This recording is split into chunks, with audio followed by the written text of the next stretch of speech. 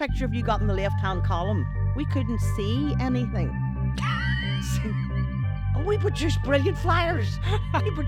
There's a typo there. I've already spent £100 on this. Get them sent. They just live in cloudland. They never do any work. And you know what they do? One day they're going to do this, and the next day they're going to do that. And that's what the technician looks up at the entrepreneur. The technician looks up at the manager and goes, no, them people there, they do no work. I'm the worker here. The ones that I taught actually with Anthony Robbins, and I was on the stage with Anthony Robbins, and I was one of the guest speakers on the stage with him, and you know, man's a jag, like, you know, it's Big massive hands, I'm telling you, his hands are like two people's hands. He shakes your hand and you go, holy shit, this man's a giant. But anyway, we were on the stage, and I told this story about, and it was one of my mentors taught it to me, and they said, you know, if you get like a big 10-story buildings or 20-story buildings, or and they're facing each other windows, and you put a plank across it, and you say to the people, right, now you're an entrepreneur and you said you're brave and whatever, well, I want you to walk the plank, right, and there's nothing below you, like, you know, people's not walking that plank, it's this thin, right? So what they do then is they, in the other building there, they put your child in the window and the building's on fire. Oh, I'm walking that plank. You're running the plank. Yeah. You're running the plank. Yeah. So fear makes you go, save your child, you're running the plank. So what's the difference? It's the same plank. It's the same bit of wood. It's the same distance. Okay, guys, so we're sitting down today with Benie Allen, who's a business mentor, an entrepreneur, and she's teached a lot of people how to be a better entrepreneur all over the world. Would that be correct, Benie? Mm-hmm. Okay, awesome. So the first question I have for you, Benie, is how did you get the entrepreneurism bug? How did you become an entrepreneur? What was your journey into this world? It's a good question, and I think you know, when you look back at the time, you don't realize it, but when you're growing up, you know, when you're wee, you know, how could I make money? Oh, I'm going to get sticks. Daddy cuts the sticks up. You get a bit of string, you tie them up, and you go to your next door neighbour and sell them for a penny. She needs a bundle of sticks, you know, or we got a lawnmower and we went to the gardens and we say, Mrs., can we cut your grass for you? And how much are you charging? Whatever it was. And you got halfway cut, and that's for game of darts. So you knocked the door and you got your money and you left the grass half cut, you know. And you were always like making sandwiches. You made sandwiches for your friends. But you don't think you're doing anything until you're able to look back on life and go, hey, I was doing something the way back then. Yeah. You know, there must have been this little thing inside you, you Yeah. know.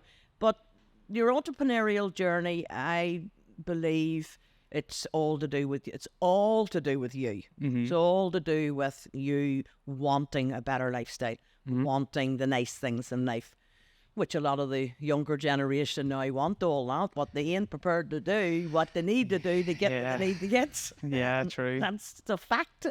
So, entrepreneurial journey for me. What did you ask me? When did it start? Yeah, how'd you get the bug? How'd you get the bug? So you Right, okay. So probably the noticeable one would be network marketing, okay. multi-level marketing. And So network marketing, explain that to me in terms. well, you've heard of Amway. Amway is a network marketing company. Forever Living Products, the aloe vera company, is a network marketing company. Is this like the Avon? Like Avon's a network marketing company. Right, okay, So I they have a know. lot of distributors doing a little Uh-huh. instead of them doing a lot. Okay. And then they get commission on their sales, Okay. and then they get commission on teams that they build. So this is where That's you where my started. journey started. And what really. year was this, Benie? 30 years ago. 30 years ago. And I had my own restaurant Let's get into that. I want to get into that. before the network marketing. Oh. So I was having challenges with traditional business when I found network marketing. Okay. So in my traditional business, I was like, the entrepreneurial skills was there as well. If we did that, and if we maybe brought more income for the school children and all them type of things. But in the network marketing industry, I used my skills with my people skills that I didn't really realize how much I did have. But I have spent hundreds of thousands of pounds on self-development. Okay. And anybody that goes out there and thinks, I'll wing it, or I can do this, it's impossible because you don't know what you don't know Yeah. until you go out there and find out. that's the way that happens. Or no, I'll not be going down that road. Or, all the aha moments that I've had, hundreds of thousands of pounds I've spent on self-development, which brought then the entrepreneurial skills out. I've led teams all over the world. I've helped people set up their own businesses, home-based businesses, thousands and thousands of people. And enjoyed every second of it. And then everything just self-developed. I've talked on the stages of the world. My largest audience was 10,500 people in Singapore. Amazing. And it, like, getting a standing ovation from 10,500 people is overwhelming. And bucket list. I loved the whole feeling of it. And the only thing that I enjoyed about being a speaker and talking on the stages and helping motivating people was someone coming to me and saying, I just needed to hear that today. It was just the right time with the right message, or you changed my life. I came and heard you last year and I did what you told me to do. That's the part that I absolutely still love with my private clients as well. So the entrepreneurial journey, if I would say, Joyce, if anybody said to me, what you need to do to, have that entrepreneurial thing, is you need to learn a lot. Okay. So then when you were talking, so it sounds to me, let me get this straight, because I've read your book, so kind of know about the restaurant and stuff, and I would like to speak about that, because I had 2 restaurants as well. Oh, wow. And I had to close them, and I closed them maybe for a different reason that you did, but I would like to talk about this. So you initially, in your entrepreneurial journey, you were like, I'm going to open a restaurant. I want to be my own boss. Is that what happened? That was the thinking. I want to be my own boss. This opportunity came up. You took a lot of debt and you started.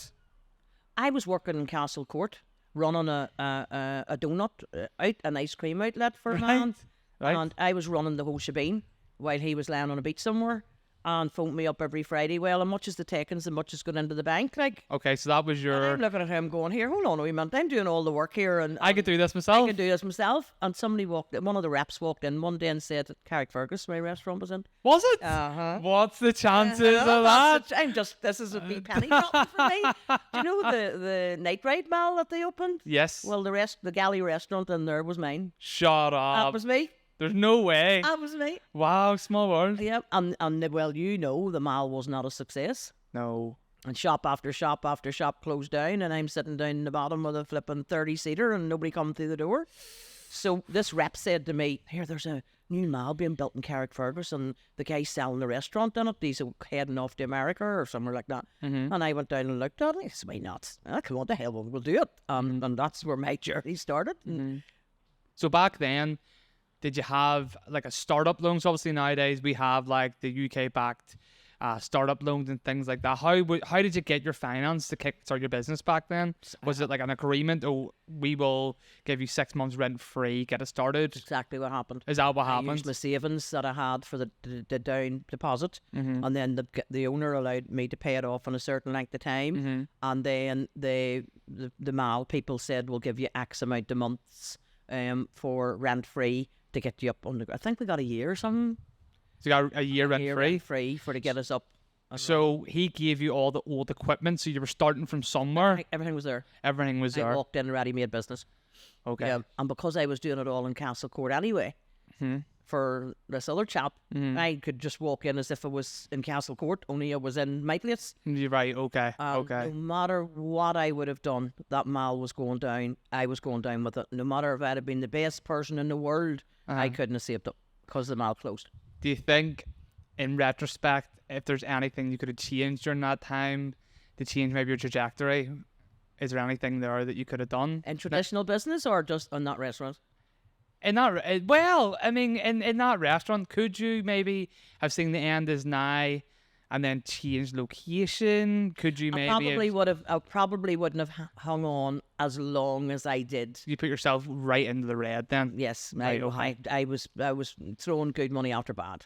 You know, and if you've been in the restaurant, you know exactly what I mean. Yeah. You know, you're in the but what if and maybe that'll not happen, and just hang on for one more month, and you know, I think I would have went sooner and not threw away good money.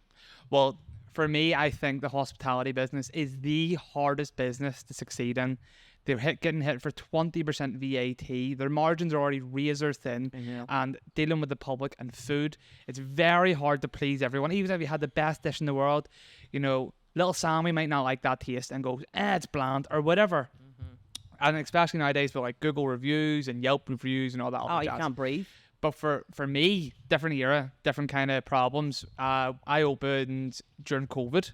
So during COVID, everyone had extra income. There was a lot of expendable income. You couldn't do anything other than really go and grab some food. That was like your highlight of the week. There was nothing really to do. And, you know, we were taking money hand over fist. We were making a lot of money. The profit was good. But within a year, now I don't like to blame external circumstances, but sometimes it does come into play. You know, our expenses basically threefolded. Everything, including staff, food, gas, rates ended up coming back, and then VAT ended up being raised again. And all that happening within a year and a half was like, okay, 1 minute we're, you know, profiting 30%, let's say 30% gross profit before you think about different things. But say we're GP 30%, and we were making good money to making nothing. We weren't losing money now, but we were making nothing. And then it came to the point where I'm looking around me and being like, right, okay, I still had the video business and it was still taking me over, but I had nearly 20 staff, and I'm looking at these 20 staff being like, how do I save their job is what came into my head. How do I save their job? Because essentially these people do graft and they're really nice people, and I would love them to stay on a job. And I've done what I think I could. Maybe in retrospect, there's a couple of things I could have done differently, but I done everything I could, and then I had to start putting money in personally to the business, and the business was going in the red. And when that happened, lucky for me, I had some good people around me, and I cut it there and then. I went in a voluntary wind up and wound the company up and told them, right, we're closed. And I think for anybody looking around you now, there's restaurants and chippies and Chineses that have been around for 20, 30, 40 years closing shop, because it's very, very hard to sustain. Very hard to sustain. Like, do you remember, different time, but like whenever you had your restaurant, making sure not to have dead stock, for example, like meat that would go off, or without using a freezer, because you don't want to use a freezer because then your food's not really as fresh. But how can you have £1,000 of stock in, say, meat that's going to go out of date, and you're looking at that going, that's £1,000 I'm about to basically burn. One time, George, this is a good one. I was in the kitchen and the waste that the staff was doing. Now, they're staff. Yeah. They don't realise this is my money, this is my profit. Absolutely. And they're not interested. No. They're not interested. They're interested in getting their wages, doing a good job, which they did do, getting their wages, going home to their family, and that's what everybody does. Yeah. So I couldn't, and I opened the fridge sometimes, and there might have been meat put on the wrong shelf that would have dropped into the desserts that was underneath in another shelf. In your head as well. Oh, and every night, the bin was that colour there, that's what reminded me of it. Two big red bins, and every night they were full every night. And I went to them on a Friday, and then you got your wages in a brown envelope, cash. That's how you got your wages. We're all tax dodgers back in, Jack. And so I give them all, Friday I give them all their wages, and one at a time they come in and said, Bernie, we're just checking our wages there, and something short on it. And I says, oh, right, okay, I'll talk to you later. Then somebody else, Bernie, there's something short on it. And I went, I'll talk to you later. So eventually they all came, and I brought them all into the kitchen. And I says, right, what's happening? And she says, well, I don't know what it was, £20 short. And I'm £20 short, and I'm 20. And I says, how do you feel about that? And they went, freaking Bernie, we can't afford to be £20 short. No, whatever. And I says, can you not? And I lifted one of the red bins and I emptied it up in the middle of in the kitchen. And I said, you see that there? That's my £20. That's all them £20 is taken off you every single night. That's my £20. How does that make you feel? And they went, well, we can't afford. And I says, now can I? So we see the next time there's 2 bins full. Them £20 is going into my bank account, because never ever again do we have 2 red bins full. 1 red bin quarter full, and that was it. But see, you're making a point. Had to hit them where it hurt. Yeah, this brings me. I have a similar story, not quite the same thing, but a similar story where in food we have different chefs. For example, we were using chefs, and chefs have different opinions, right? So we had a chef wouldn't have a different opinion, Joyce. Are you joking? They're desperate. I could get in the whole thing about chefs, but chefs have different opinions about different foods, and I had a really good friend of mine who's a really, really good chef. Like, have you ever been to Sleepy Hollow in Newry? No, it's way it would be like kind of like your fine dining experience. Or there's the Noble in Hollywood. You ever heard of Noble in Hollywood? Yes. So he works there now. Okay. And Josh came in and developed the entire menu, taught me everything about the menu. Like, Josh, here's how we marinate, here's how we brine, here's the spices, here's how long to cook, here's the chop up, here's how to check what you've lost after. So when you cook meat, you lose some of it, and then you need to equate that into your money, etc., etc. So I had an understanding, but I had a baby on the way, so my head wasn't in the game, right? But I still had the social medias connected to my phone, so I was getting all these messages. Oh, the beef tastes bland, and I'm like, what? And then, oh, the chicken, Josh, doesn't taste the same, or oh, the rice didn't taste the same. It was a Mexican I had, and I was like, what is going on here?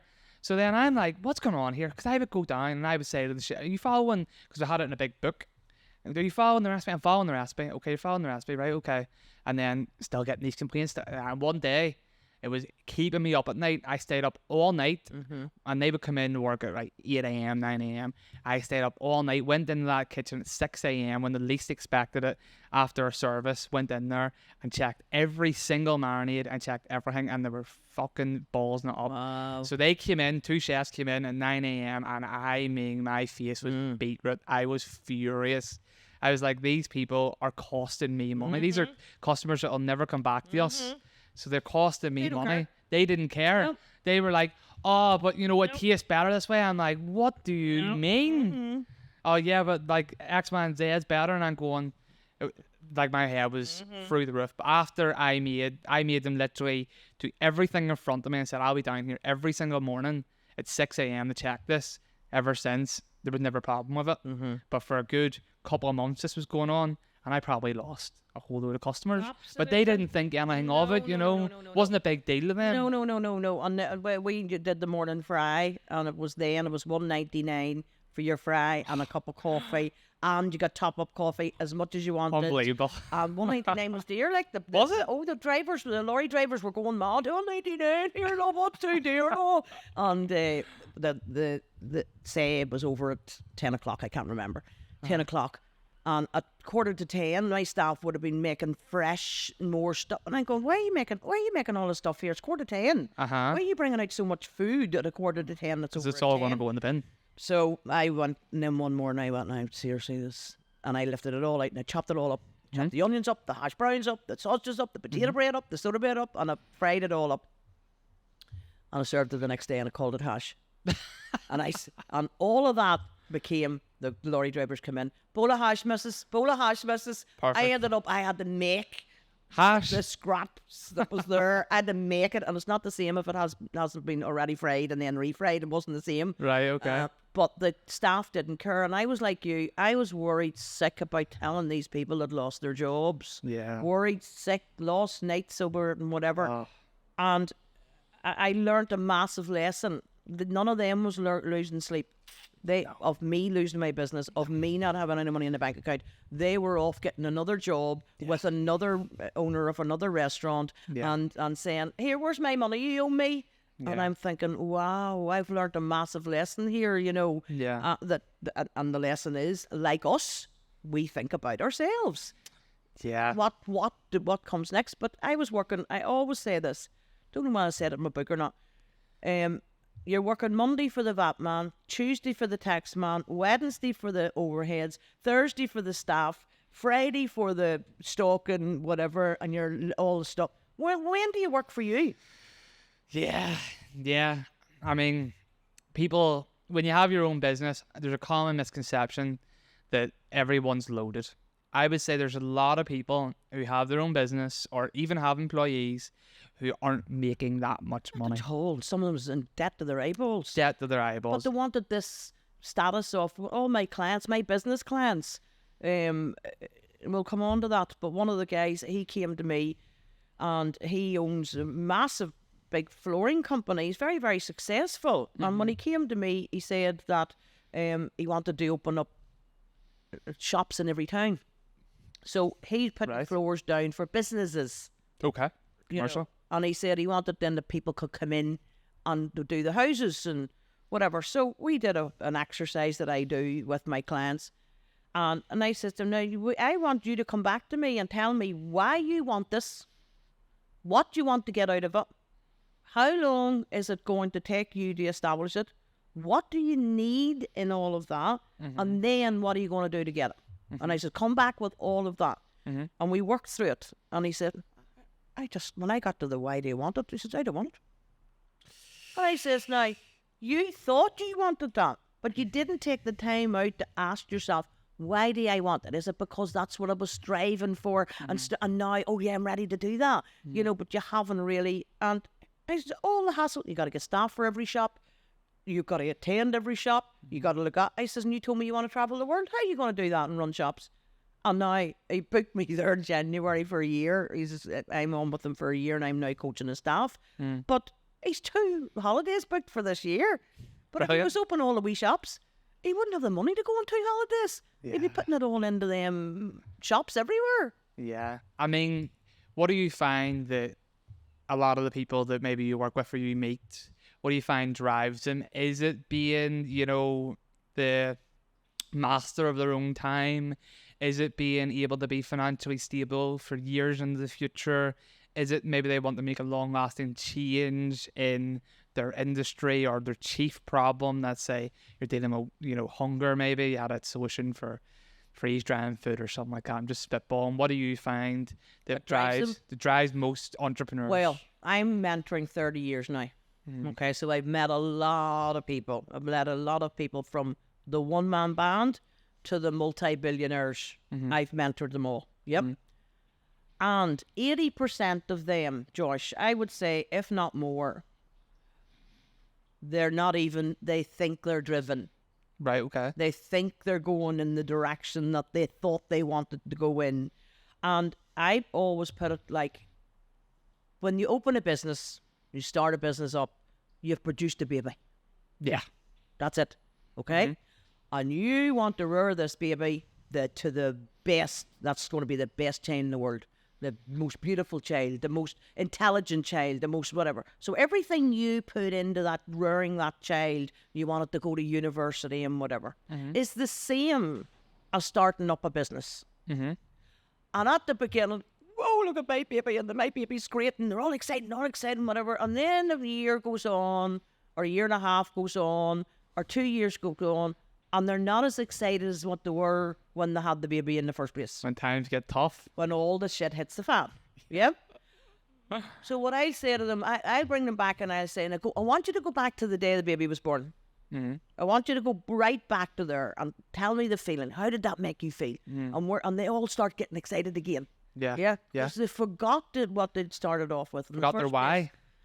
Well, I changed that a wee bit. Okay. For 30 years, I taught, what's your why? What's your why? And then I went one day, that doesn't make sense. Why am I talking about that for? That really doesn't make sense.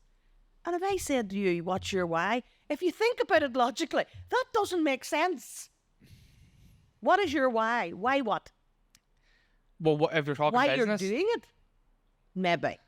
Okay. But if I say to you, what do you want? What do you want to get from your business? Well, everyone will have some sort of personal gain or personal change. It depends person to person. Me. So if I said to you right now, what do you want to get from these podcasts, say, for instance? What do you want? Well, I want to teach young people how to be an entrepreneur, how to get a bit of life experience, because whenever I grew up in a council estate with people who, you know, banged these into them, banged cocaine into them at 15, 16, 17. You know, you go outside, people are drinking Buckfast, you'd have paramilitaries getting spoke about, blah, blah, blah. And I didn't even know there was such a word as being an entrepreneur, and the people out there were making all this money and you could start your own business. That wasn't in my peripheral. I didn't know that was a thing. So once I found out that was a thing, because of a great guy called Harry, he left a book. I met him he was a family friend, but I met him in his barber shop. I spoke to him. He goes, Josh, I think you've got a wee bit of something. And the next day, he knocked on my door and handed me a book. That book was Think and Grow Rich. And he says to Josh, May your bank account never be empty again, from Harry. And God's honest truth, that week I rang the Prince's Trust. 2 weeks later, I got a £5,000 loan to buy my first camera. And since that day and hour, I've never missed a bill and I've never had no money. Since that day and hour. And I was like, how can I condense maybe some of the trials and tribulations I've learned from being a young person who was 20 years of age, actually 19 years of age, into who I am now? Because when you're 19, you have a very naive mindset, and I probably could have been a lot further on if I understood some of the core things around business. And I think psychology is probably number one for me. Personally, I feel like because you're dealing with other humans, you need to know what drives them. And you need to, in sales, I don't know if you've ever heard of the term gap selling. So you need to sell them the gap. Here's where you are. Here's where you want to be. Here's the gap. I can get you from here to here. And I'm going to get you from here to here for this cost. Do you see value in that cost? Yes, I do. Okay, let's close the deal. Done. A lot of people will be like, you know, have you, say I had an ice cream machine. Have you got the new ice cream machine that can do 4 at a time? And yeah, but I don't have enough customers for that. Oh yeah, but we do 4 at a time. It'll do that. You're not selling them something that they need. There's no gap. There's no market. But if you find gaps, you can sell there. Anyway, that was my chief. And all as I said to you was, what do you want, Josh? And I saw your movie, your passion, I now know who you are and what you want. Your eyes were sparkling, everything. Because I said, what do you want? Yeah. And you know what you want, so you're telling me what you want. Now, if we were going on further, I would say to you, okay, now I know what you want. Why do you want that? You'll go on into all your reasons why you want to do it, because your movie's still playing in your head. Yeah, I like that movie. That's a good way of putting it. It's all to do. Life's all to do with what we play in here. We have control. We are the directors of all this. Yeah, we are the directors of the movies. You play your story in your mind. Play, or anything that's happening around here, or somebody says a negative thing. It's how the movie I play. How I react to that, and I do a lot of that. But whenever you say why, and you tell me all your why, and then I will sit down and we'll talk about, well, what's stopping you, or what has stopped you getting that to date, and then you'll tell me And without them three, how can we possibly do the next one? What do we need to do to get it? And so if you don't know what it is that you want, and see the whole movie and why you want it, that's like getting into the car now and say, right, I'm away to Cork, without even saying what direction you're going. Do you think I'll end up in Cork? Probably end up in Timbuktu somewhere. I love this is in a book. Exactly what you're talking about is, if you don't know the direction of your life, you'll sail anywhere. You'll go anywhere. You'll go with the wind. Absolutely. The wind will blow you wherever you need to go. Sail. Most people, and I don't mean this in a disrespect to anyone out there, I love hardworking people. I love people who keep the infrastructure. That's an amazing place we live in. But most people let life control them, in my opinion. So life says that, for example, I got 4 GCSEs and I can't really get a job anywhere. Okay, well, if you've decided that, predetermined that in your mind, you'll take whatever you're given. Simple as that. You'll take whatever comes up. If a job opportunity comes up, whereas someone who is a self-motivated individual, they will go, no, there'll be a way for me to get to X, whatever your X that is. Self-motivated individual can't be a self-motivated individual if they've never seen it or never heard it or doesn't know what it is. Like you, I didn't know that was entrepreneurship didn't happen. Only that guy came along and handed me that whatever. Books are amazing. Opened the world to me, you know. So if there's a young person there, one of my passions is to help young entrepreneurs. You know, what I know in here, I want to transfer to them so that they can see what the world is like. But them being an entrepreneur, it's learnt. It's not something that you sit down one day, right, okay, tomorrow I'm going to be an entrepreneur. I can feel it coming. I can really feel it coming. It doesn't happen to them. Yeah. You know, so they can't go out and do the stuff. You don't know what you don't know. Absolutely. And once you know it, it's your fault after that. Yeah. Once you're made aware of, this is this way, and I do, believe it or not, whenever you were saying that, I was sort of laughing inside myself. I do an exercise and it's called Mind the Gap. Okay. Mind the gap means nothing to do with yours. Yours is a different one. But mind the gap means no matter what you're going to do, or no matter what it is in life, it's either going to be yes, I'm going to do it, or no, I'm going to do it. Not going to do it. right? Is Yeah. that a yes or no? You can frill it up, maybe, perhaps, possibly. Yeah, but you'll still say at the end of it, yes, okay, or no, I'm not doing it. Yeah, or we'll buy it, or we'll not buy it. Yeah. Or it's a yes or a no, whatever. Yeah. And the gap in between is where your life's spent, where your energy goes. Wondering, say, for instance, somebody rings you up and they invite you next Saturday night to some party and you don't want to go. You don't want to go. This is Monday. You don't want to go. Yep. And you say, how am I going to tell them? They expect me to come. And I got this whenever I was traveling the world. I was going, oh, am I going to say no to these people? And you sit on Monday. So you go say to your partner or whatever and you say, how am I going to tell Jack? How am I going to tell Jack I'm not going on Saturday? Yep. Yeah. You're now in the gap. Okay. Okay? You're now in the gap. And your partner says, well, just freaking tell them, no, they expect me to be there. And come Tuesday, do you know what I'm going to do? I'm going to tell them X, Y, and Z. And you make up all this big movie in your head and this excuses in your head and whatever. You try to get them, you can't get them. Comes Wednesday, you're still, oh, it's getting closer to Saturday. What am I going to do? Blah, blah, blah. So all week you've spent in the gap. Jack rings you up and he says to you, want you to come to the party on Saturday. And you say, once you know that I don't want to live in the gap, want you to come to the party Saturday. And you say it to them, Jack, you thank him. This is as simple as this. You just say, oh, Jack, thanks very much for thinking of me. However changes your life. However, not on this occasion, but remember me in the next time. Now, Jack goes, oh, come on, George. That's standard. For a couple of seconds. You only live once. He gets off the phone, goes to the other's mates and says, George is not coming. Anyway, what about Frank? Well, we're going to... That's all the length of time they spend on you not coming. But you've spent a week in the gap. Yeah. And a lot of business people spend a week in the gap making sales calls and I want to and all that stuff. I love this because in Think and Grow Rich, it talks about Henry Ford and it talks about most hyper successful people make a definitive decision and they make it fast. And if that decision's wrong, they're slow to change it. That means, for example, whenever Henry Ford made whatever car it was against whatever competitor, I can't remember the exact story off the top of my head, but he said, I want this. And they were like, okay. They made it fast because there was competition. And then he waited and he looked at the numbers and he waited. He goes, okay, this isn't working, and stopped it there and then. There was no hims, there was no has. It isn't working, we'll do something else. But he was fast to make a decision. Time in the gap. Quick to make a decision, yes or no. He wasn't like... It's going to be yes, it's going to be no. Obviously, you need to know your facts and stuff, but if you're going to spend months on something that could have been done within a week, you've just wasted time, and time's opportunity, and time's all we've got. Yep. It's funny, this is my first time meeting you, and I brought you a copy of Napoleon Hill's Think and Grow Rich. Did you? Yeah, you know, what was the CD? Oh, you brought me a few CD. I don't know if it was Think and Grow Rich. Let's, Want me to grab it? I grab it. It's Napoleon Hill's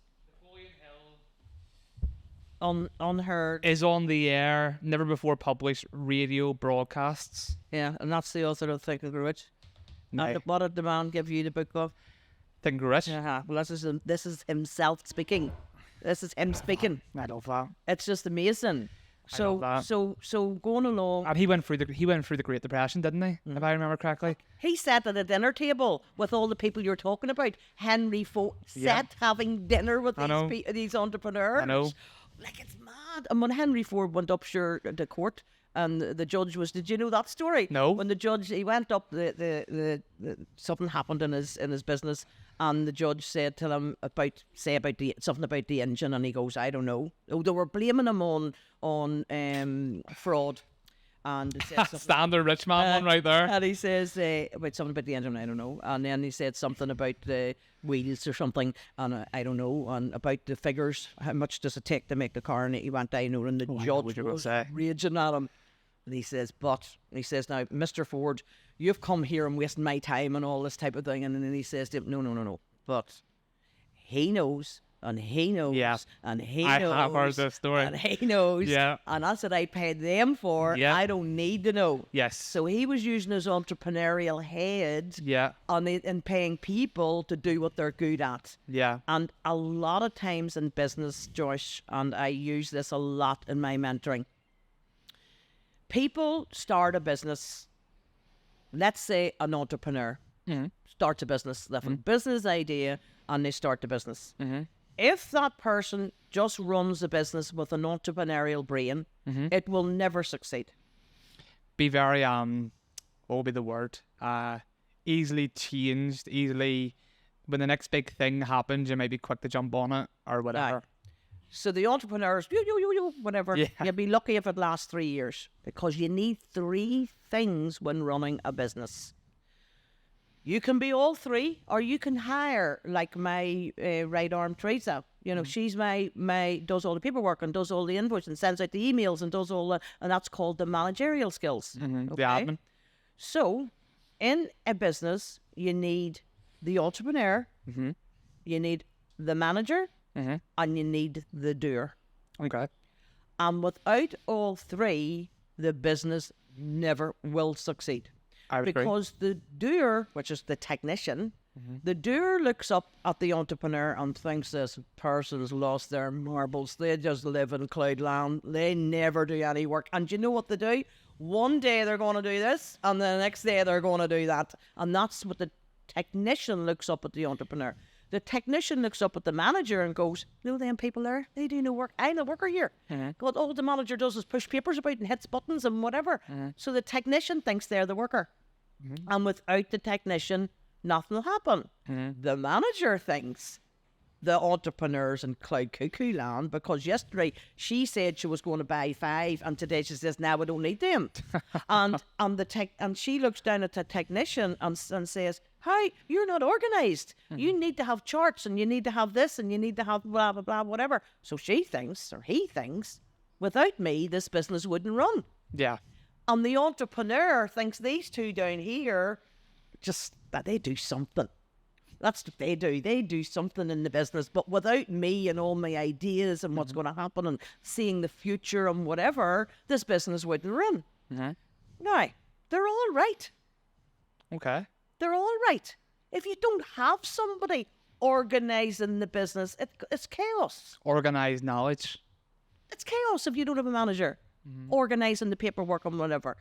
The entrepreneur doesn't know how to do it, for a start. Thinks they know how to do a wee bit of paperwork and a wee bit of bookkeeping, but when your business grows, that's not good enough. Yeah.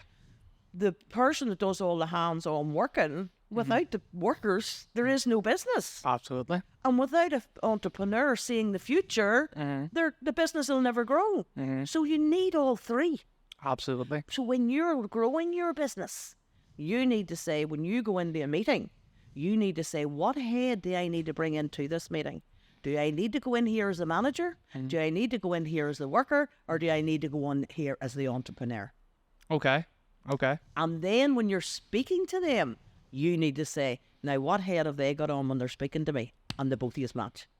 Yeah. Because if they're all entrepreneurial, and you're talking about, I think we need 5 members of staff, they're not going to hear a word you say. Absolutely. They have their entrepreneurial head on. Yep. You tell me businesses that you know that they need all 3. And a lot of businesses close down because of that reason. Yeah, I mean, I was saying to you beforehand about Tony Robbins. I've been watching some guy that we might be working with sent me over basically his old DVD collection from like the 2008-7 era when Twitter was just getting started, and he talked about, and it wasn't his idea, he just spoke about it, and which is why I know. Like I said, what is business? Business is 2 things: it's innovation and it's marketing. If you don't have a product or service that provides value, you don't have a business. You don't have marketing, nobody knows about your business. So that's the 2 cores. Everything else after that supports these 2 pillars, which is very true. If you boil it right the way down, without marketing and without the actual service slash product, you don't have a business. Obviously, you have your admin, you've got your sales, and all these things support these 2 things. So the marketing here, you need your manager organising. Yeah. And then you need somebody to go out and sell it. So they're the technicians, they're the workers. Yeah. So without them going out and selling it, so you can have the best market in the world. Nobody's going out to sell it. You have nothing. Well, this is true. I like to say, if you had the, and I like to say in sales meetings, if because some people will be like, oh, we're not getting enough sales, or we're not getting enough leads, or whatever.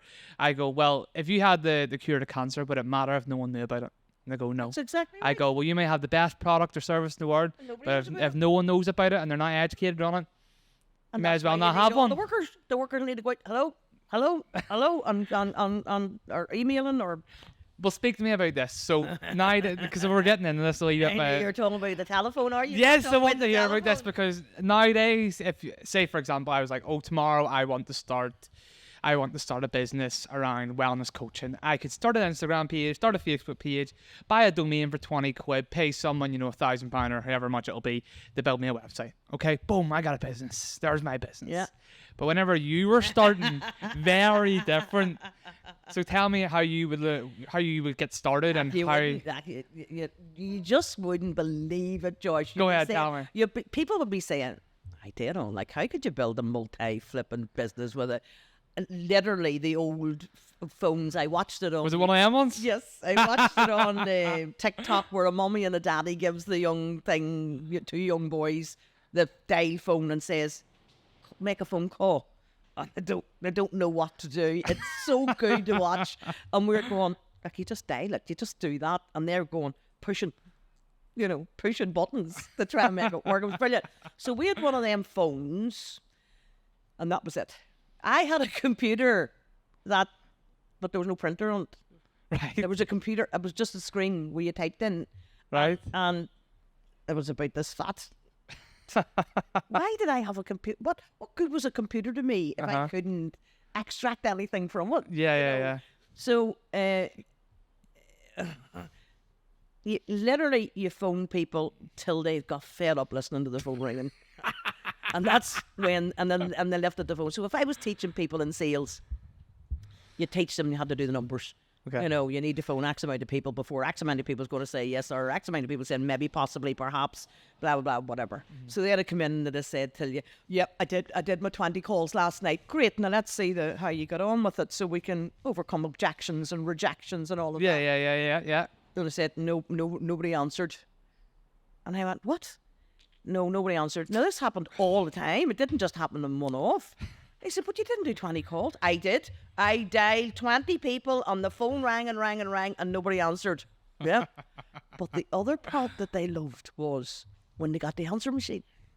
Right. It took away their fear of speaking to a person. So they left the message. Hi, I'm Bernie and I'm selling floors and I'm selling chairs. Just was ringing you up to say, tell you, would you be interested in knowing what I've got to sell? Please ring me. And put the phone down. They'll never ring you back. Not in a month of Sundays. Yeah. Yeah. So that's what we had. And I was speaking to a friend of mine. In the network marketing industry, then there was a lot of leaflets. Okay.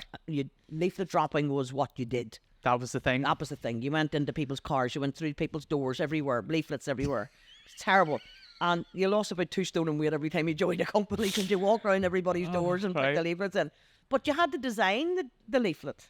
Right. So we designed the leaflet talking to each other on a phone. Okay. Couldn't see what was on the leaflet. I couldn't see what she had over there. She couldn't see what I had over That would here. have my head And I would have said, away. go down 2 lines. What did you write on line 3? And read that out to me. No. I said, no, change that word to that. Now go back up again. What's the picture? What picture have you got in the left-hand column? We couldn't see anything. And we produced brilliant flyers. There's a typo there. We've already spent £100 on this. Get them sent. That's exactly Get it sent. And that's how we would have done flyers. And then the flyers went to the printer, and the next thing they had arrived, and they went, oh my God, there's a typo in that. But you had to go, you had 10,000 flyers went out, typo or no typo. No typo. And that was it. And maybe 10,000 flyers would have been made and you had your phone number on them, so nobody could contact you. You forgot about it all. And back then as well, so whenever you were doing the sales stuff on the phone, was that what's it called again? Marketing? Network marketing. Network marketing. Mm-hmm. So that was for your network marketing. Mm-hmm. What was it you were It's a selling? massive sales company. Network marketing is sales. But what was it you were selling back then? Health, nutrition. So health and so that was I still have that company. so like supplements and all that kind of stuff. Yeah. Okay, so whenever you were ringing people and they said, "Hi, okay, I like the sound of that there. What was the next step? How did you get the seal?" Like, You had to go meet them. Oh, for You had goodness to get in the car and drive to Timbuktu and back again.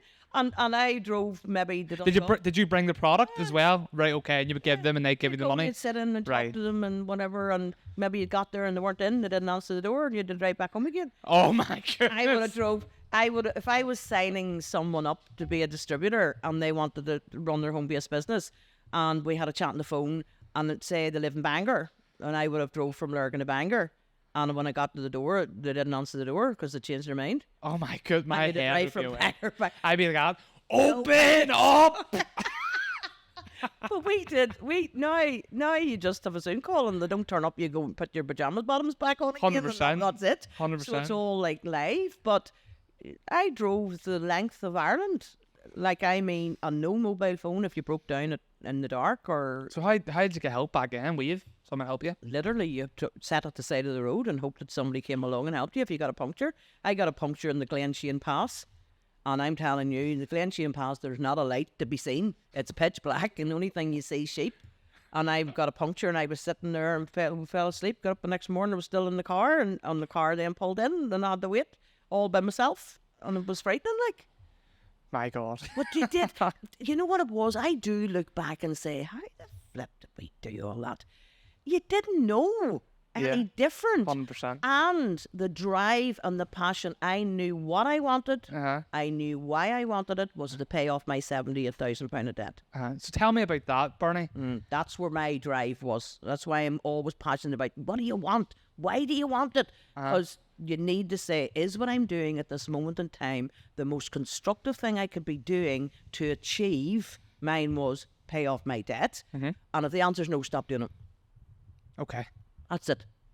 And I said that mantra over and if I went, is what I'm doing at this moment, let's say this podcast, is what I'm doing at this moment in time the most constructive thing I can be doing to achieve what I want to achieve? No, I said, no, I don't want to do the podcast with you, Joyce, because I'm giving up 2 hours of my time and I can be off telling something. That I did that mantra morning, noon and night to do that. So I got into the debt because of the restaurant. The restaurant, Then the restaurant closed down, the mall closed down, and whatever. And I ended up owing that money. So how much did you owe again? All in? £78,000. So £78,000. And what year was this? It's 30 years ago now. So 1990? Yeah.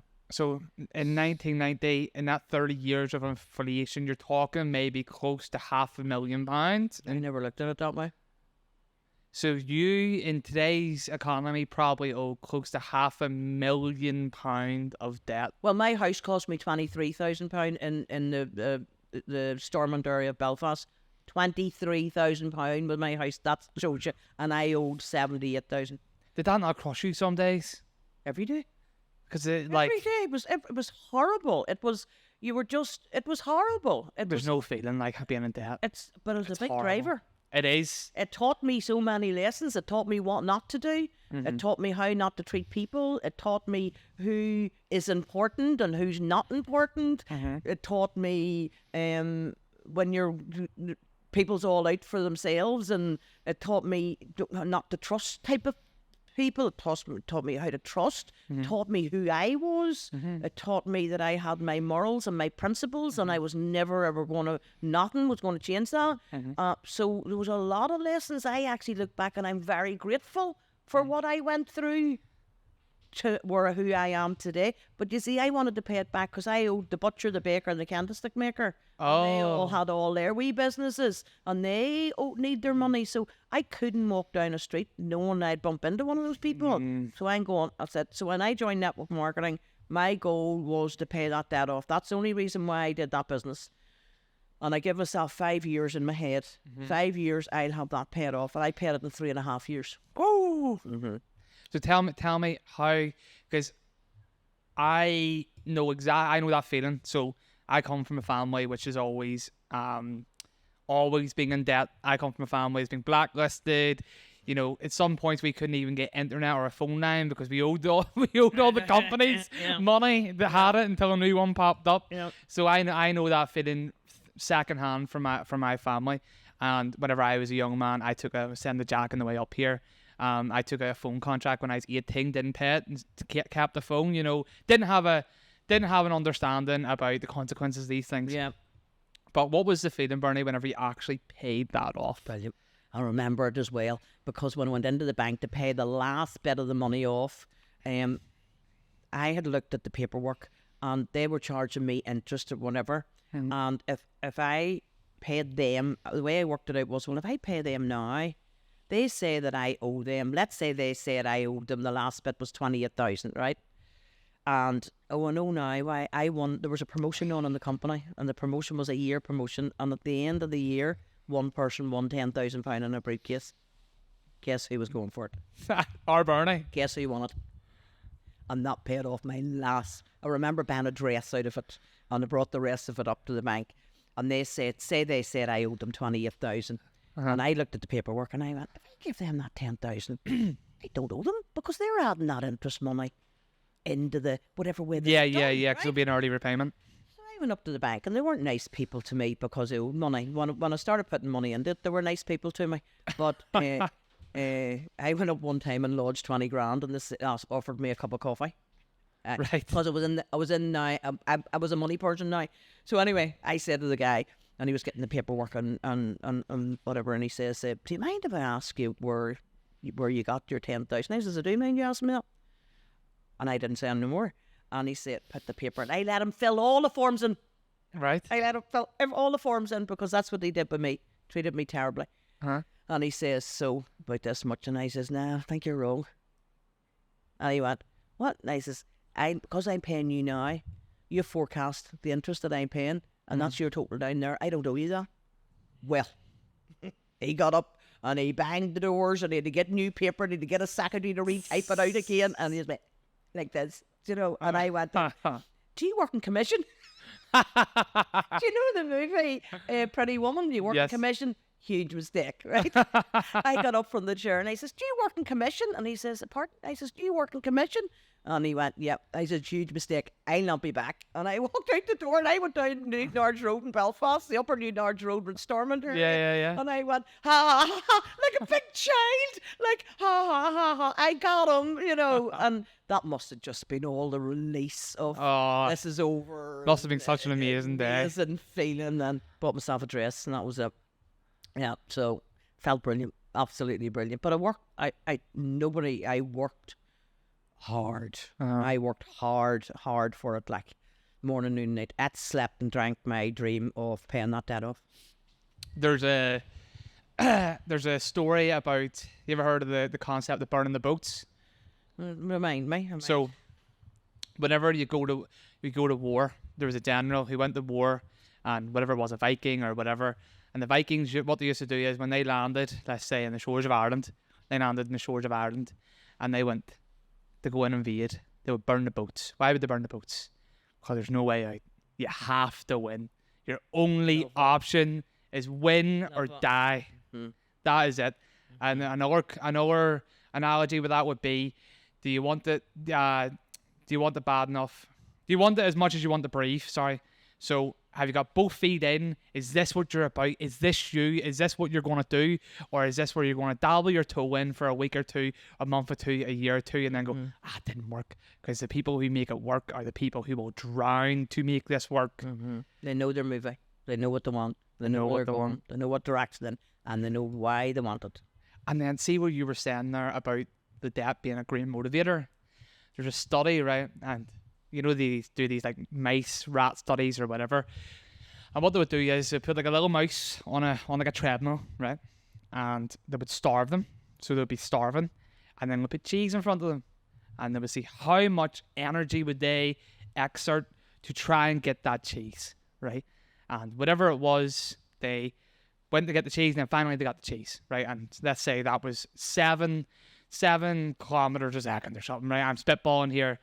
And they thought, okay, well, that's them at their max. They're literally starving. They're going to die. That's their maximum they can put out. What done after that was they put a cat behind the mouse and the cheese in front of them.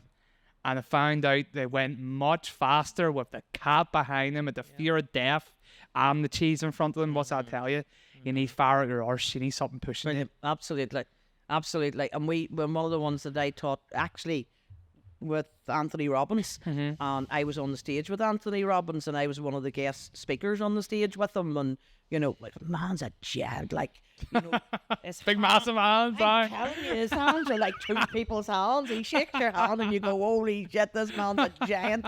But anyway, we were on the stage, and I told this story about, and it was one of my mentors taught it to me, and they said, you know, if you get like a big 10-story buildings or 20-story buildings, or and they're facing each other, windows, and you put a plank across it, and you say to the people, right, now you're an entrepreneur and you said you're brave and whatever, well, I want you to walk the plank, right, and there's nothing below you, like, you know, people's not walking that plank, it's this thin, right?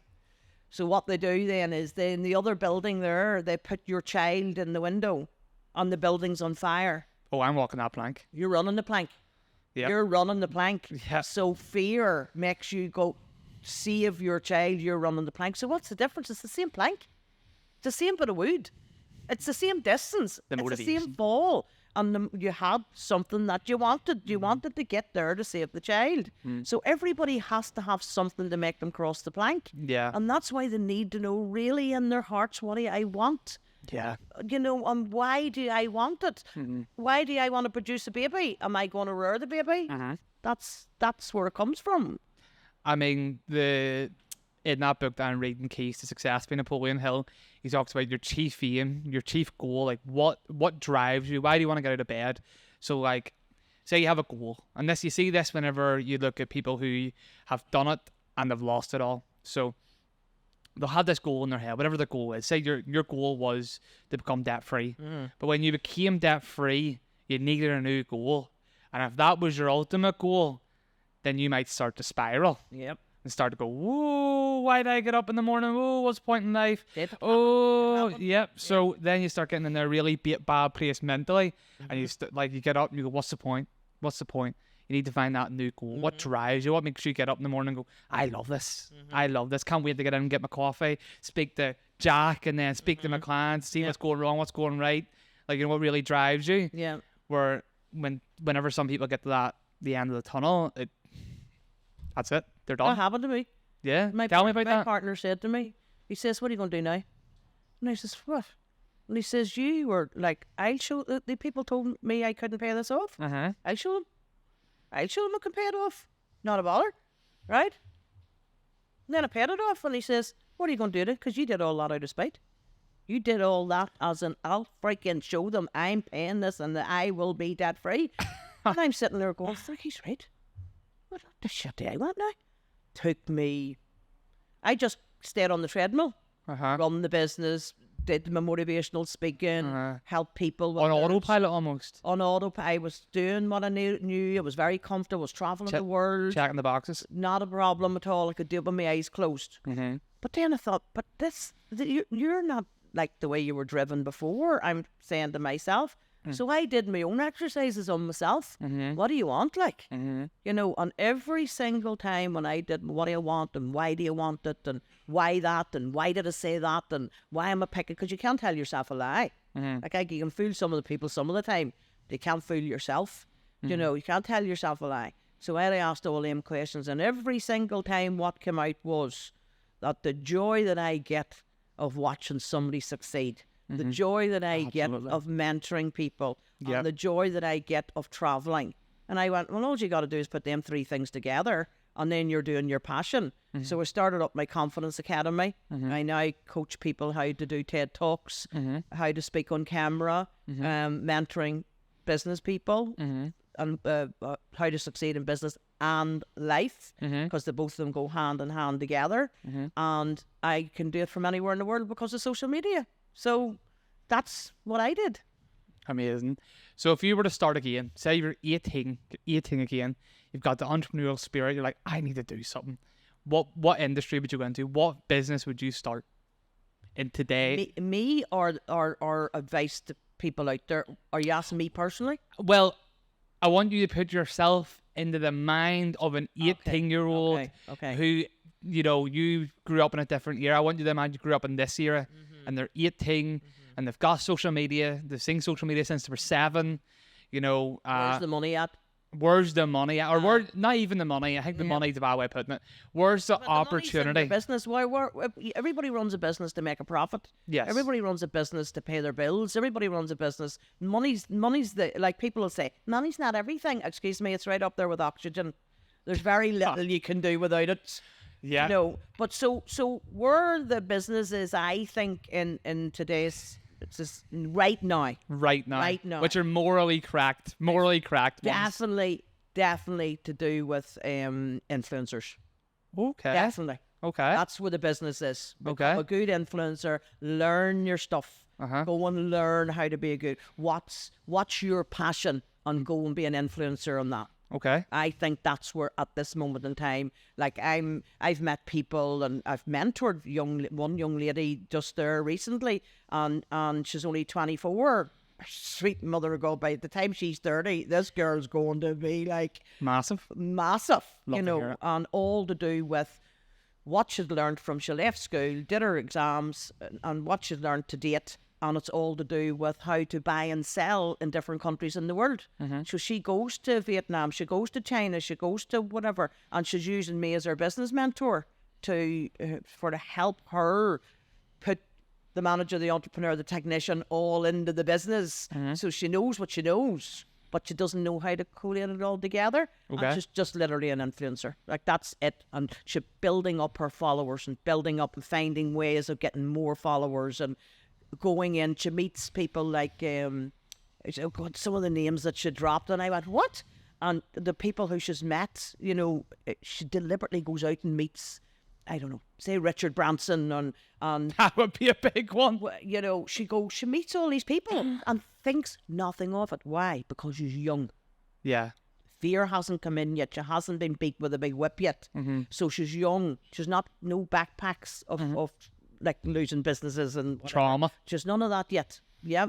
And if she doesn't carry it, so she'll go along and she'll say, do you know who I would like to meet? Oprah Winfrey. And off she'll go and she'll find a way to meet. And then her social media followers will come with that as well. So I really do believe it. If I was 18 right now, starting off right now, I would be an influencer, because that is where you can make a lot of money, absolutely a lot of money, on doing the passion that you love doing, you know. And my passion would be helping young entrepreneurs. There's a saying, what you can conceive and believe, you can achieve. I use it all the time. Absolutely. What you can conceive and believe, you can achieve. That's where the movies come in. So what you can conceive in your mind and believe. So how you believe it is by seeing what you can see. What you have to see it. You have to see your business. You have to see your future. You have to see yourself in the position of this level, this level, this level, this level. I see myself as an amazing mentor. Do you know, because like I told you, last year I went and did my master's. Amazing. I don't need to do a master's. I have 30 years experience. Yeah. But I want to go into the likes of Queen's University and help all the business young ones. We don't let you through the door without a certificate. Doesn't matter. I've got 30 years experience. It was your key card, your key pass. Excuse me, where's your certificate, please? And I go, what? So I thought I'd go and do a master's. Did the master's, picked it up in London in November, and you know, I'm passionate about that. Well done. Totally passionate about it. But I'd say the word would be influencers. Okay. Well then, what do you think about the new era that's getting ushered in? And this has really ramped up in the past year, and you need to keep your ear to the ground. And to be honest, no one really knows, but I want to know your opinion. What do you think about AI and how it's going to change the landscape for everyone, both now and in the future? At this moment in time, I love it. Okay. I think it's the same as when Google came out. Everybody thought, oh, sweet mother of God, but the you'll not need burn the libraries. Burn the libraries, that's right. And it was like, I thought, well, Google, my uncle Google is just the best thing from sliced bread. I loved it. And AI, I've been using AI now to do, maybe I started using it maybe about a year and a half ago. You know, using it to help me write scripts or change scripts or do programs or things like that. But it's like anything. I do think fear-mongering, you know, is a thing that when something new comes out, people latch on to the negative, and they're not latching on to, but like, I don't know whether you remember this or not, but when the millennium was happening, everybody was saying all the computers in the world is going to shut down. They were The film with Arnie. What was that film with Arnie? Arnie said about the devil's going to come up and be reborn. Yes, And all that. and one of my friends was a computer whiz kid, and she told me to fill my freezer, fill my fridge, get your friends with freezers that's not filling them up, because this is like it's going to shut down. Everything computerized is going to shut down. I was in Florida when they were bringing in the millennium with a glass of champagne, singing woohoo, and nothing shut down. You know, so the fear mongering that's going on, people following that fear path can bring all the negativity in, and you have to embrace change and learn how to live with it. And that's what we need to do. We need to learn how to live with it. The young ones have been brought up with technology. They'll just step into it. Literally they'll find a way of using it. Why is people surprised that there's going to be robots in your home? Why are they surprised about that? Like, I'm surprised it's not already here. Yeah. Do you know, why are you surprised that cars going to fly? Where else are they going to friggin' go? The population is they have to get them off the roads, you know. And why are they surprised about things like that? The one thing that I always look at, and I say to my friends when we're at dinner parties and whatever, and I say, like, Thunderbirds. Thunderbirds are go. Yeah. They used to, everything that was in Thunderbirds is our world today. And they Star had Trek. Concorde. They had a flying machine that beat the speed of sound. In Thunderbirds. Yeah. They had AO over and out on Thunderbirds on a screen. They were speaking to each other on Zoom on Thunderbirds. Yeah. And Parker had his car that was like the talk to you. You say, Siri? Alexa, bring me such and such a one. Yeah. Thunderbirds was doing that all them years ago. Yeah. You know, 40 years ago, 50, 60 years ago, Thunderbirds was doing all of that. Yeah. And there's a lot of television programs like that where you think, oh, that's far-fetched. Where now it's just the norm. Star Trek would be one, because they had them that like iPad things, which we now have iPads. Red Dwarf, was it called? That's right. They have a lot of things that now are actual things. Normal, everyday, normal things. So why is people being surprised that robots is going to, you know, you'll walk in and say, could you put my dinner on for me, please? I'll be home in 5 minutes.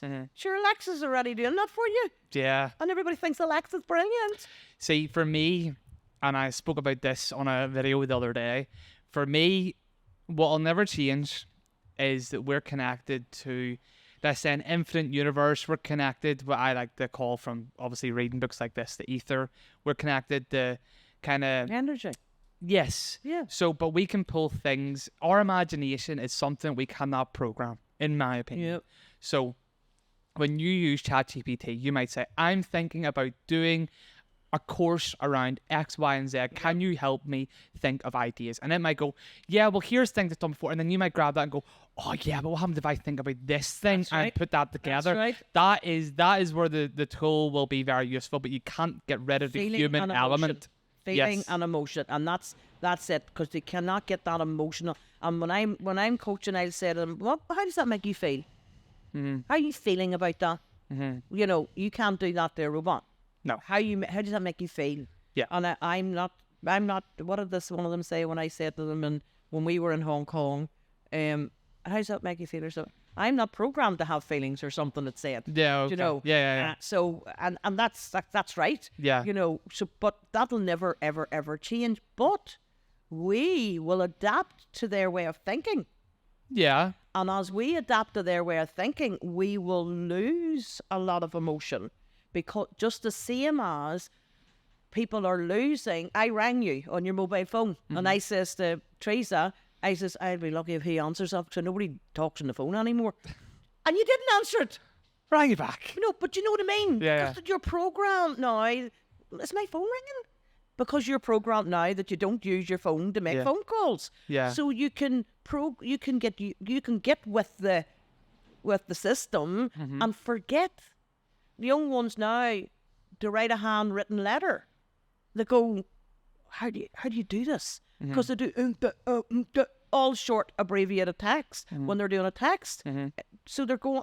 You set them down and ask them to write a letter. They've forgotten because it hasn't been used and hasn't been used and hasn't been used. So artificial intelligence, when you adapt to the way that's what the world's like today, you will forget how it was like to have all them emotions years and years and years and years ago.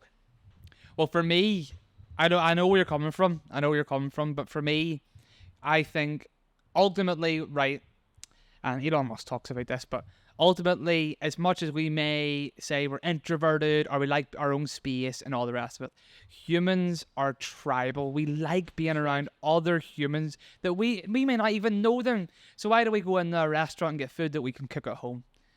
If it's not just for the food that you maybe couldn't cook, it's to be around a bunch of strangers in an environment with, let's say, a show playing or whatever, that will not change. So in the landscape, for me, as of my opinion, the landscape of business, I still think you need to know how to deal with another human being.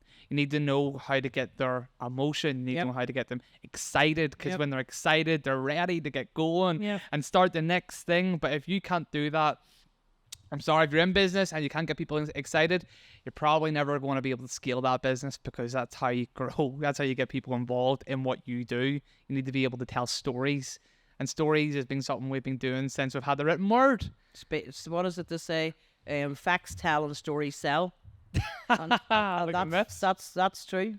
100%. So what competitive advantages, and I know you says that you don't know if there is any, but if there is any you can think of, what competitive advantages do you think we have in our little slice of the world in Northern Ireland compared to maybe other countries worldwide? Advantages that we have? Advantages, like do we have? I think the advantage that we have, it's sort of like a double-edged sword, because we are very, we're very a clan, if you like, because we're small. We're a clan, and if you hear the accent when you're away somewhere, your ear Absolutely. Is that the twang? You go, here, I know they say it now, or they say it, and you can hear the accent. So we are like a clan. Yeah.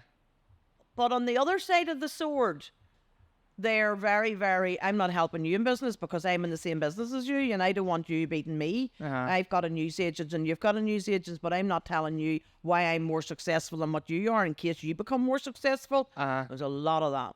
Do not. So I would have maybe a different opinion here, because have you ever read the book, and I've only read it, I actually read it before, but I didn't really take it in. I reread it there yesterday, The 48 Laws of Power. Yeah. So the 48 Laws of Power talks about crushing your enemy in totality. That means if you have someone in a competing business, you cannot show mercy to this person, because if you were on the breadline, let's say, for example, your employees to you when your business is going to close, do they care? They do not. They will take that bread and say, it's not my problem. So in business, if you become maybe sentimental to someone who is your direct competitor, you might end up cannibalizing yourself and shooting yourself in the foot. Nah. You disagree? Totally. Well, you should go read the 48 Laws of Power. I have too many years experience in business, and I've seen, like, one of the things that fascinates me when the Chinese people come to, and say the Chinese people come into Belfast or whatever, and I had 3 or 4 of them that I mentored, and he's Chinese there, there's Chinese there, there's Chinese there. Yep. He's no staff this night.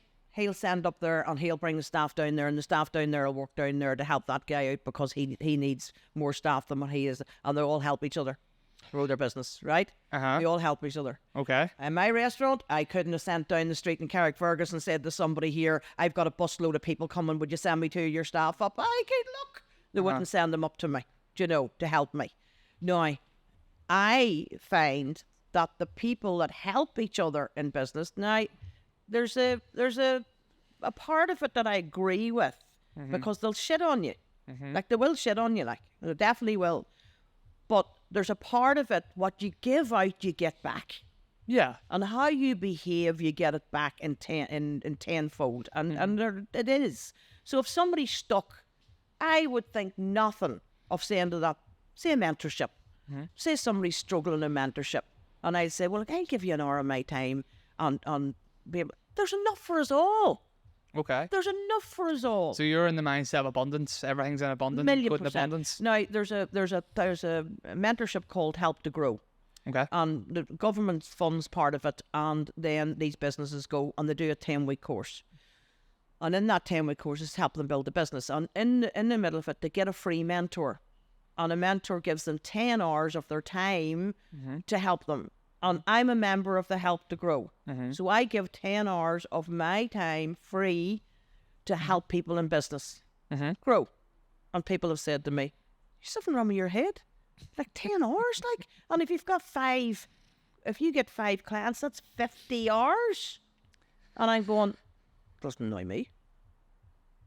Now, in them 50 hours, say that I've done, two of them clients has booked me for a year. Yeah. 2 of the clients booked me for 6 months. The other one literally got his 10 hours and he says, "Bernie, will you send me your fees?" I didn't do that for them to book me for a year. I did it because I want to help. But look what I got back. Yeah.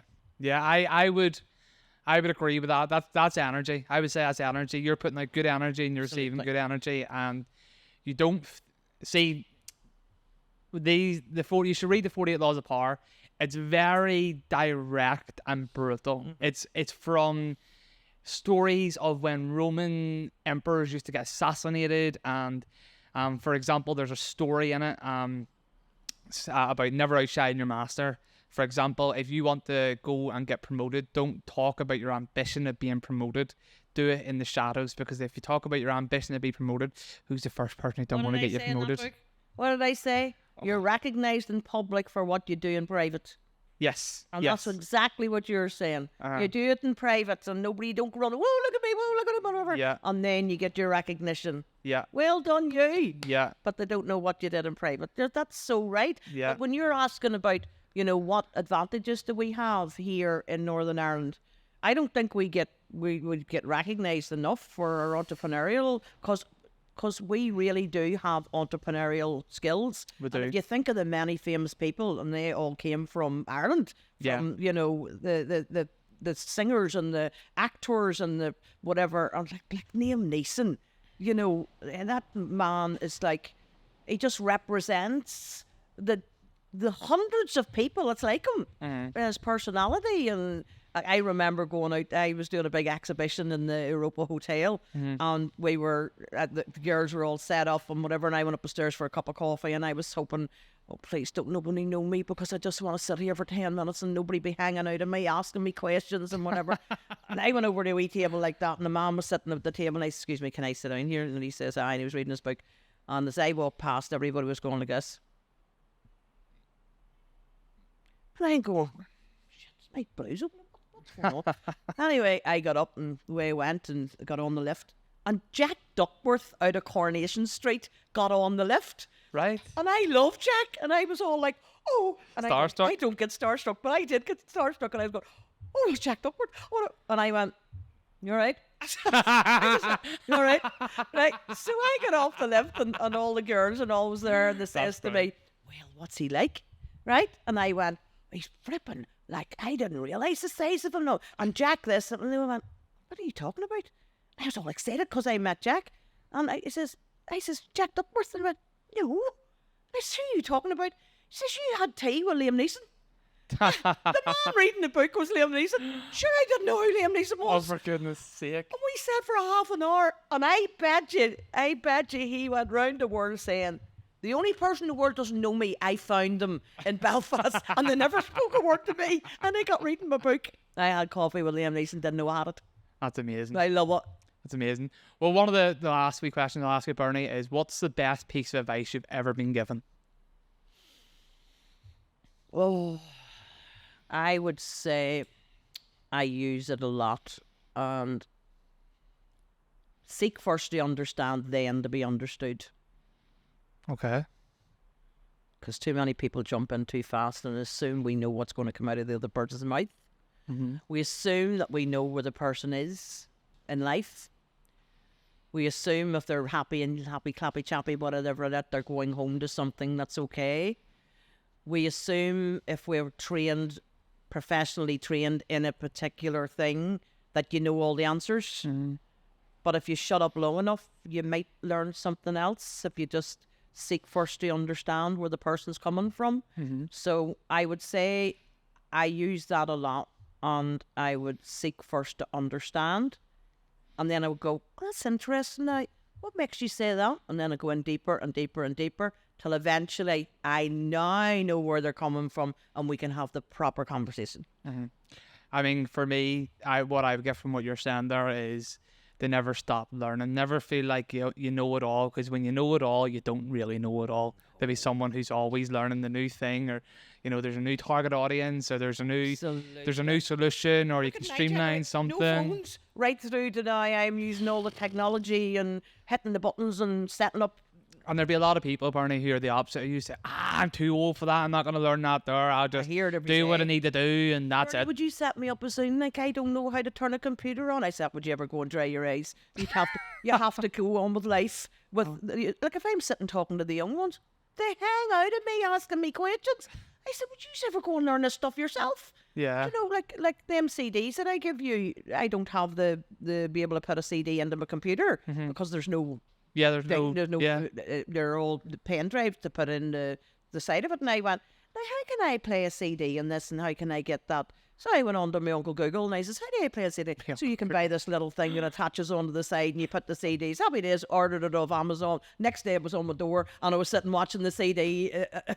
Anybody can do that. But 100%. Then they're saying to me, Bernie, how did you know how to do that? I go and ask your Uncle Google. He knows the answers to everything. Now I ask AI. They know the answers to everything. Your Uncle Google and your brother ChatGPT. Absolutely. Absolutely.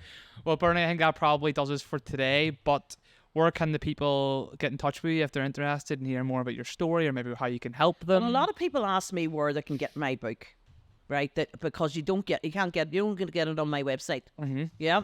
And in there's a lot of gold. No, you read it. I read it all. Yeah, there's a lot of golden nuggets in there. Yeah. Wee things like seek first to understand, then to be understood, and the movies that you play in your head and whatever. And it's all on my website. So people will ask me, how can we talk to you? How can we hire you? How can we find out that you'll be able to help? And you just go on to my website, BernieAllen.com. That's it. And then there you can book a 30-minute private call with me. And on that call, I call a discovery call. And we'll decide whether or not I've got what you need. Do I want to work with you? I'll decide that as well. And if not, I might know somebody who can. So that's all that happens. And all my business is all word of mouth. Amazing. Thank you so much, Bernie, for coming. Thank you.